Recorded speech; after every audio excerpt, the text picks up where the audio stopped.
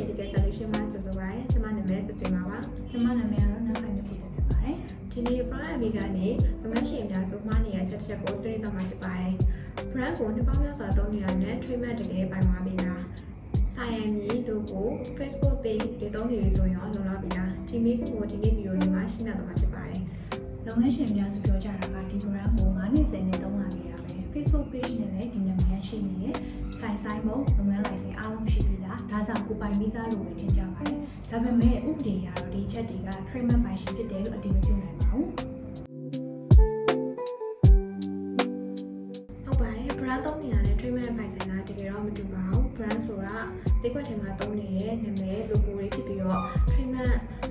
ဆိုတာကဥပဒေအရအသိမှတ်ပြုထားတဲ့ mobile ခွင့်ခွင့်ရပဲဖြစ်ပါတယ်။ Commercial mobile ခွင့်ဥပဒေ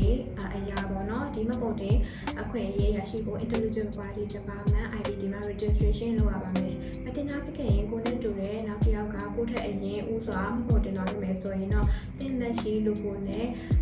ဒီ brand ကိုပေါ့နော်အသုံးပြုတာတော့အခက်အခဲဖြစ်သွားနိုင်ပါတယ်။ဥပမာတစ်ခုပြောရရင်တင်ဟာ brand တစ်ခုကို10နှစ်သုံးလာတယ်ဆိုပါစို့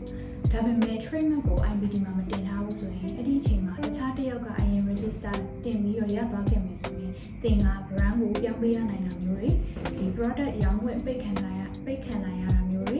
ပြီးတော့ Facebook page ဖြတ်ခိုင်းခံရတာမျိုးတွေနောက်ဆုံးဈေးကွက်ထဲကနေပြီးတော့အပြီးပိုင်းထွက်သွားတာမျိုးတွေဖြစ်သွားနိုင်ပါတယ်ဒါတွေကလက်တွေ့မှာဖြစ်နေတဲ့ case တွေပါပဲ